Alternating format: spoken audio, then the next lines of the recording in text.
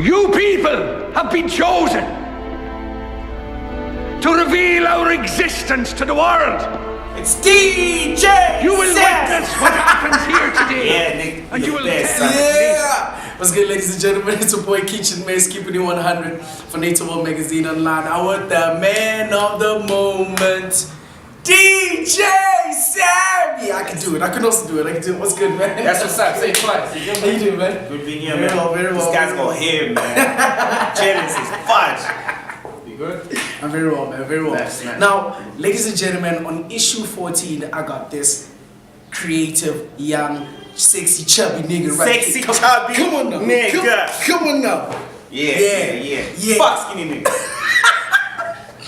This is gonna be a crazy one. It's gonna be a crazy one. Ladies and gentlemen, we're right here in the heart of Soweto at the Thesis store in Mfulo, and thank you and shout out to Thesis for hosting us today, and shout out to you, man, for taking time out of your business. That's why I didn't wear my get paid. I respected Thesis. I was like, Nah, you know what I mean? Let me not come here with my own ish. You know what I mean? Now tell us. Now let's jump right straight into it. Tell us, who is DJ Sabby? DJ Sabby, man, is a new name out of Joburg, but I'm just a boy from KZN, man. From Mandeni, small township from Mandeni, you know. I love to say that my community, more people know us for the stats of HIV/AIDS. That's why we even got a love life voice sent in that motherfucker.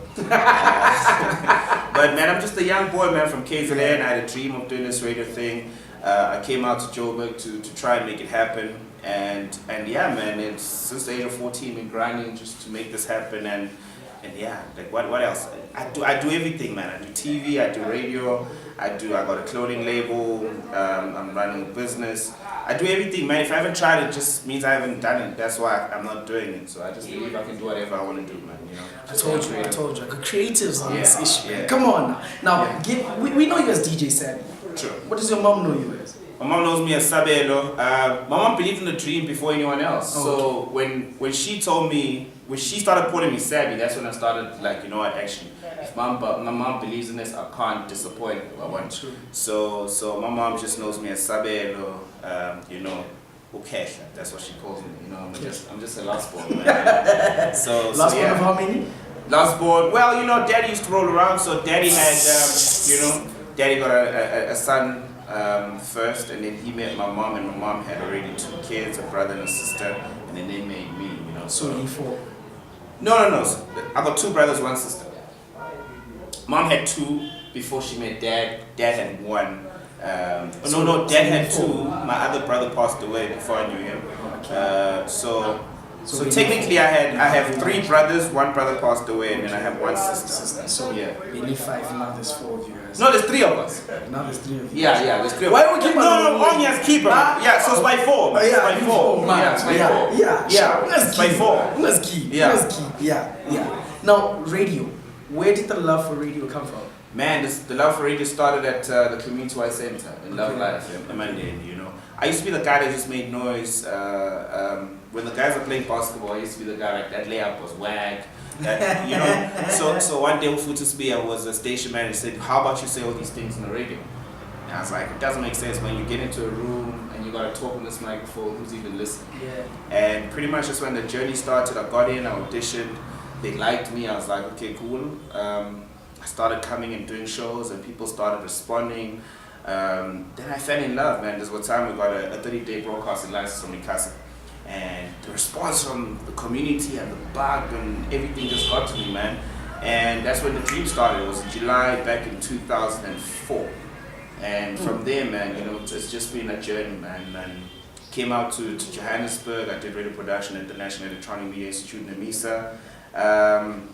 I joined KFM, which saw me leaving leaving Joburg for Cape Town. Then I came back, joined Highveld, and then I joined the Y Academy. That was the only way to enter YFM. I don't know how many demos I sent, yo. Was YFM your ultimate goal, or is YFM still your ultimate goal? Look, I ain't gonna lie. When I got to Joburg, I remember the first guy I heard when I used to stream Y from Durban, Mandeni, you know. But when I got to Joburg and I heard Chili on the radio, I remember when I touched down, Chili was in the radio. I was like, this station is too cool for me, man. Like, I don't see myself ever being behind that mic because everyone just resonated cool, you know, from Spoo in the morning. You know, there was a time where Rude Boy did the Kamikaze breakfast, to Poma Boy mid-morning, to Chili also doing Drive, and Flavor on the Urban Express. I was like, the whole lineup is just too cool. I don't see myself ever, you know, being on the station. So at some point I dated this chick, and she was like, all these other stations, yeah, they're cool. I remember I was still in Cape Town, and I used to fly in and out of Durban, Joburg and Cape Town, because I had Bodhi Sanani here on SABC 1. So she was like, the thing you need right now in your career is why. I was like, nah, babe, man, it won't make sense.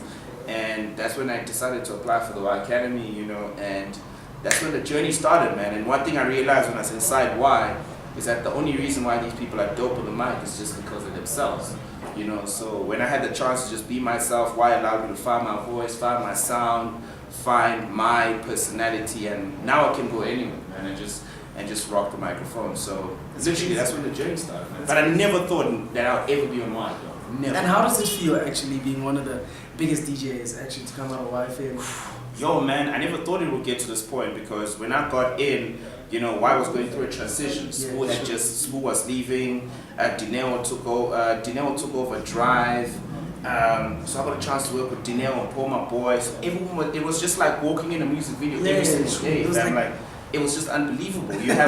I remember the first time I saw Bonang, I just couldn't believe it, dog. Here she is in the heels, walking past. It was like, and I remember the first time she greeted me by my name, it was just like, dude, what the fuck going on? You know me, you know? Same thing with the twins, man. Even McG, dog. It was one of those things that for 1 week I was literally starstruck, and then after that I had to get over that bug, because I was the one in the spot they had. True.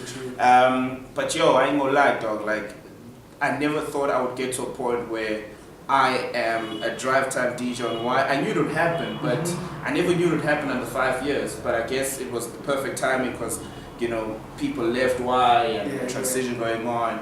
When Flavor left, I thought I was gonna get breakfast, and you know, I started being like, you know what, let me focus on what I was doing. I got lunch, then I just started going in. So when I got Drive this year, I was like, nigga, I ain't fucking it up, you know. It was boring, man. When Touch left Drive, I was like, fuck. Yeah. Because I wanted to really run in a race where this motherfucker's been running it for 5 years. I am here. Let me get to a point where people can actually say, you know what, there's a Sabby on Y, and then that guy. So, but it's exciting now. Flavor's also running it that side. So it's a great time. So how does it actually feel, being in the race? Like, you are really in the race. It's dope. I mean, it's kind of hard for Flavor to actually take up from Touch, but now you are actually on Y FM on the other side and be like, yo, nigga, catch up. Look, I respect Flavor, right? And I think he will really hold it down. It's just that after 5 years that Touch has been running it, you know, people now need to get to the use of the change, the transition, but eventually I think people will pick up. But I don't have to wait for that shit, you know?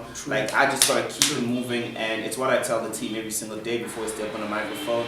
This is the first and the last show we're doing, you know? As soon as we have that mindset to unlock that this is the last show, this is the first one, people remember you from your last show. So if your last show is not epic, trust me, fam, like, people can easily then try out another show.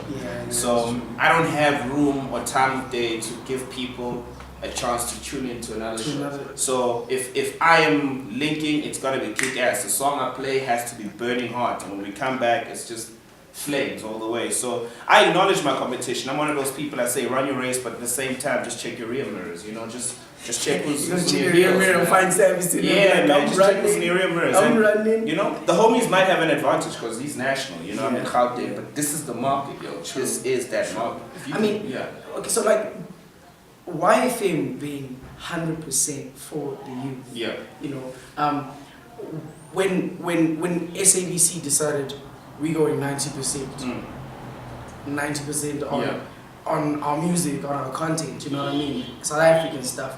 How did you guys view it? Well, technically, man, when you think about it, like, Y has been for the South African market since day one. We pioneered the Kwaito sound, pioneered hip-hop, pioneered house music, dance music. Now we pioneered African sound. So it's just one of those things where, on our end, I can easily say it was a PR stunt, because when you listen to the radio, when you get a chance to listen to the SABC, how many times do you hear new music from South Africa? It's like throwback from Monday to Friday, you know, not in any bad lights to them. At the end of the day, it is good for South African music, because Now, guys are gonna get more hopefully when the royalties come up, which I guess we gotta wait for the next 6-7 months to see if it really made a difference. But at the present moment, I still say we still blazing the freshest in terms of now hits. If you remove YFM from the chain, some artists will not get their break. Some artists will not pop. You know, some artists will not gig this December.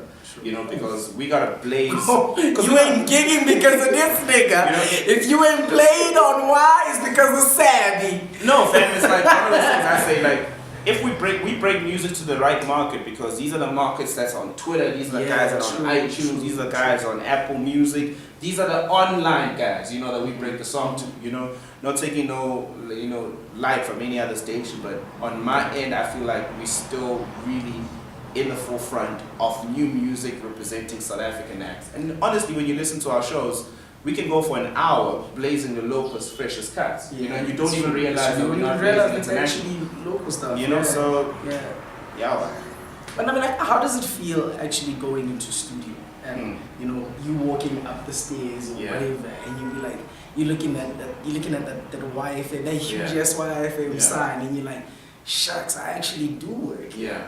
Damn. It humbles me every day, boy. Yeah. It humbles me every day. You know, to this day I still don't believe. Like when I walk in, I'm like, yo, that chubby nigga right there. Like, that's me right there. That's me right there, man. And it humbles me, man. Like I really appreciate the platform. I really appreciate what it stands for. I appreciate the power behind the microphone, man. Like Spoo told me, like, never take for granted what this mic can do for you. So when I step behind the microphone, I know I can change a homie's life who's about to give up. I can make a woman that was thinking of aborting a kid to actually hold on to it, because not every kid needs to be aborted. It could be a blessing. You know, blessings come in different ways. There's someone who just came out of jail and the world has changed, man, you know, and they tune into YFM, everything is different, so they don't need to try and find some sort of similarity or resonate with any person on air. So I gotta, you know, so I think of a whole lot of things when I step behind the microphone, and I'm like, yo, man, this is it. This is a make or break. This is the last or the first, you know, because you say one thing wrong, you're gone on the radio. Yeah, you know? it's crazy. So yeah, I still appreciate it, yo. Look, when we come back, we're going to talk about these guys who said one thing that was wrong and they were gone on radio. Ladies and gentlemen, it's your boy Kitchen Mess, keeping it 100 for Naeto World magazine. We'll be right back.